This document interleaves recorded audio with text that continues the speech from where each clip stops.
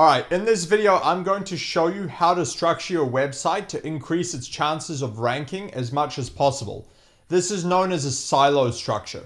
So in one of my previous videos, I covered SEO keyword research, which you're going to need to do first in order to actually make the structure for your website. So if you haven't watched that, go and do that first and do your keyword research and then come back to this one.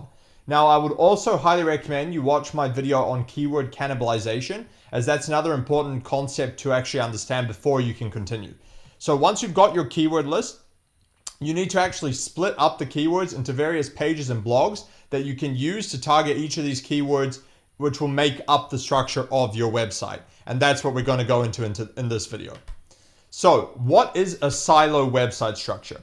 So a silo website structure is a type of website structure where you have a main category at the top, subcategories below that, and then you have content below that for each of these subcategories. So it looks something like this. So you can see here, you got the main one at the top, you got the sub ones here, 1, 2, 3, and then you've got the 1, 2, 3 content below this, right?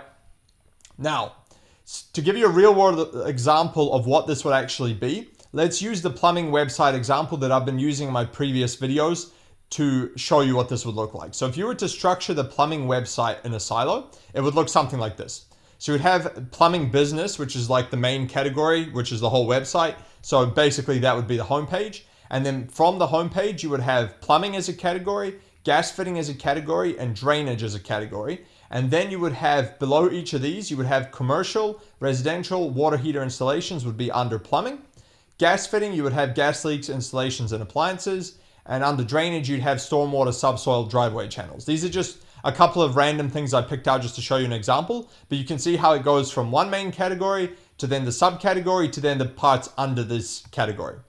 Now, how deep you actually want to go with this will depend on the website that you're setting up and what you're actually trying to achieve. So there's no reason that you can't create like a sub silo under one of these content sections, for example, which will have its own set of content. So like, you'd have plumbing homepage, the plumbing business, then you'd have plumbing, then you'd have commercial, and then under commercial, you would have more content as well. So there's no reason you couldn't do this, and you could even go further and even split those off into two if it was necessary for the particular website that you're setting up. So I just wanted to make it clear that there's no reason you couldn't do that.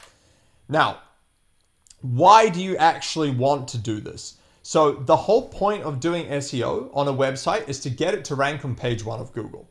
So in order to do this, you actually need to establish your website as an authority on a particular topic. So by having your website structured like this, what I've just shown you, you are doing exactly that. You're showing Google that your website is not just a basic one-page site, but that you're actually a fully built out website with useful content on a particular topic.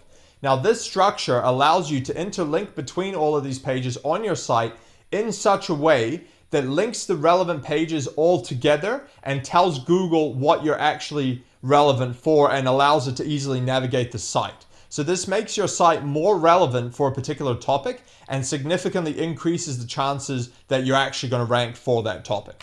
Hey guys, real quick, if you want to add at least $100,000 to $300,000 per year in new business guaranteed, or you literally don't pay, go to dominatemarketing.io to book a call with us and we'll show you exactly how we'll do that for you. Back to the video. So there's a few different types of silo structure that you need to be aware of. And these are primarily differentiated by how these pages are actually interlinked together.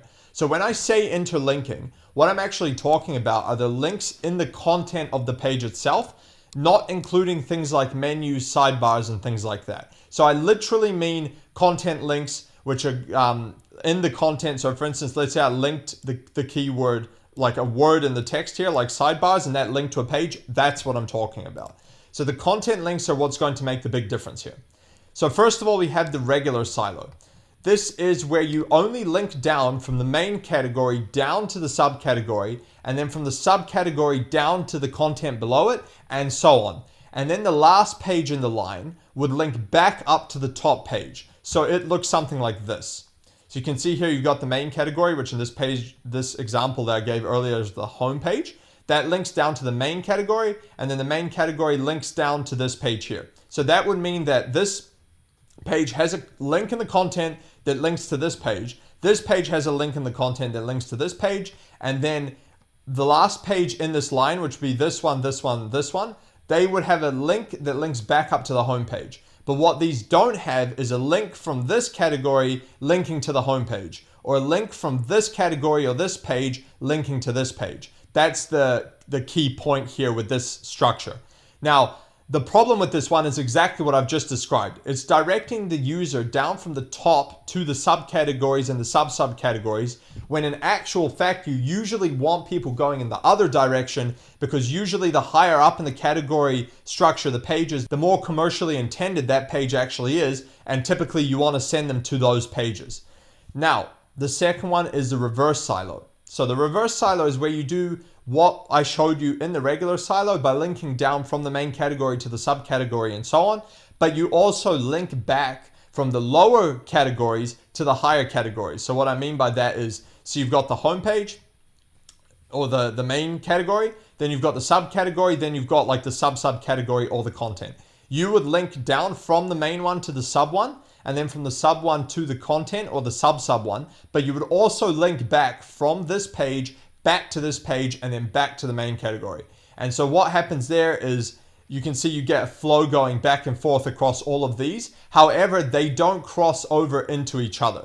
You see how these essentially silos are on their own. They don't ever link from this page to this page. So that's a key point to note, which I'm going to go over a little bit later. So the benefit of doing this one is that all your pages are interlinking on other topically relevant pages, which helps Google to figure out what's going on. So like this would be the plumbing pages, they would link to each other. This would be gas fitting and so on.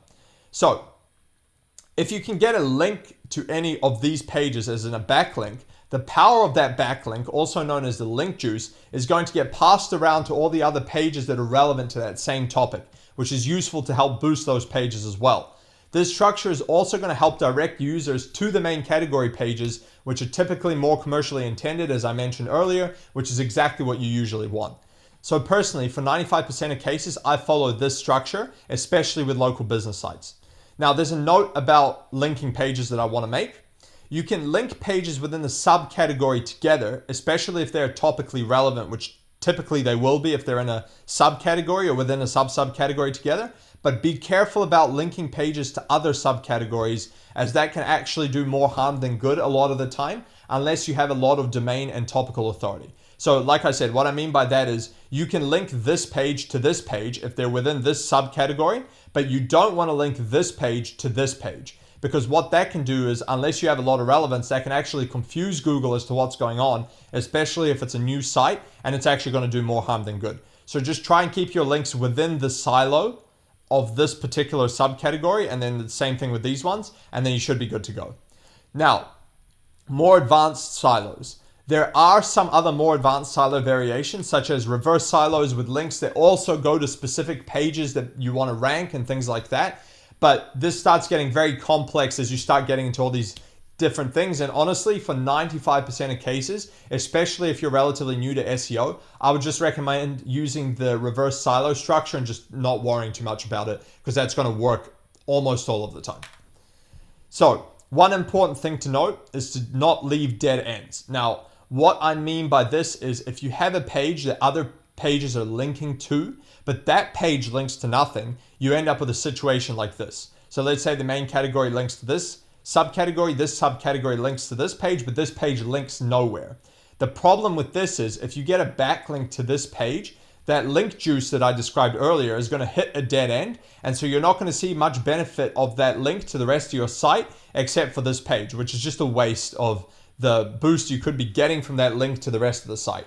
Whereas if you had interlinked it correctly, like I showed you earlier with like a reverse silo, for instance, what you would have is you would have that link juice flowing from this page you just linked to back to this one, and any other pages they're kind of interlinked to. And that would help to spread that boost across your whole site, and it would help a lot more. You'd see a lot more benefit from it across your whole website.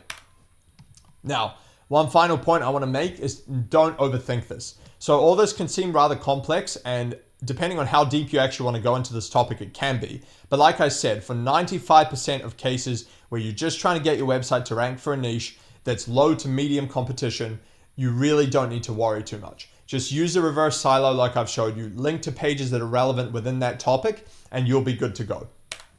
So in conclusion, That's it for silos. That's really the information that you actually need to know for 95% of cases. Like I said, there are instances where a more complex structure might be needed. But like I said, if you're new to SEO, don't overcomplicate it. Just stay with the simple thing. And this is going to work for almost any case that you have. Now, in the next video, I'm going to cover exactly how to make the internal links between all of these different pages and what you need to know when it comes to doing those. So stay tuned for that one. If you want the link to this document so you can go through this in your own time, I'm going to put that in the link in the description below so you can click that and get access to this document. Otherwise, I hope that was helpful and I'll catch you on the next one.